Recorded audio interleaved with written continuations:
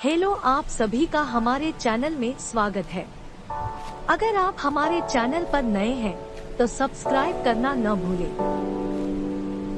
आज हम एक सुंदर नैतिक कहानी सीखेंगे। सदस्यता लेना न भूलें और हमें अपना प्रोत्साहन बताना पसंद करें। हाथी और शेर की कहानी।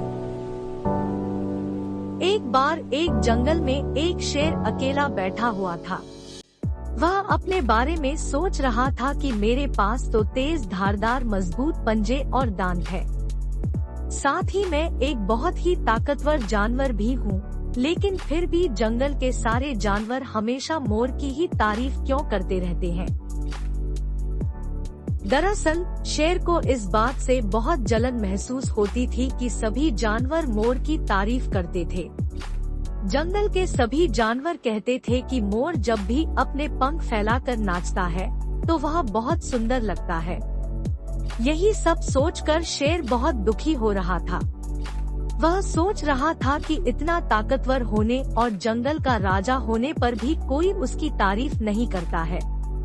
ऐसे में उसके इस जीवन का क्या मतलब है। तभी वहाँ से एक हाथी जा रहा था। वह भी काफी दुखी था। जब शेर ने उस दुखी हाथी को देखा तो उससे पूछा, तुम्हारा शरीर इतना बड़ा है और तुम ताकतवर भी हो, फिर भी इतने दुखी क्यों हो? तुम्हें क्या परेशानी है?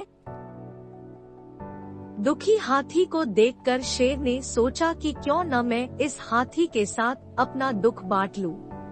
उसने आगे कहते हुए हाथी से पूछा कि क्या इस जंगल में ऐसा कोई जानवर है जिससे तुम्हें जलन होती हो और वह तुम्हें हानि पहुंचा रहा हो?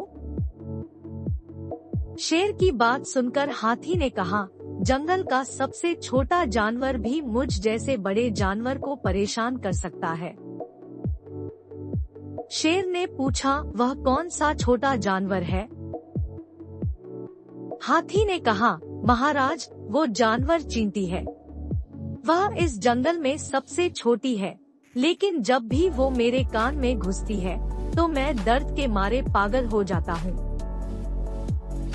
हाथी की बात सुनकर शेर को समझ में आ गया कि मोर तो मुझे चींटी की तरह परेशान भी नहीं करता है, फिर भी मुझे उससे जलन होती है। ईश्वर ने सभी प्राणियों को अलग अलग खामियां और खूबियां दी है। इसी वजह से सारे प्राणी एक जैसे ही ताकतवर या कमजोर नहीं हो सकते हैं। इस तरह शेर को यह समझ में आ गया कि उस जैसे ताकतवर जानवर में भी खूबियों के साथ कमियां हो सकती है। इससे शेर के मन में उसका खोया हुआ आत्मविश्वास फिर से बढ़ गया और उसने मोर से जलन करना बंद कर दिया। कहानी से सीख। हमें कभी भी किसी की खूबी देखकर उससे नहीं जलना चाहिए, क्योंकि हम सभी में अलग अलग खूबियां और खामियां होती है।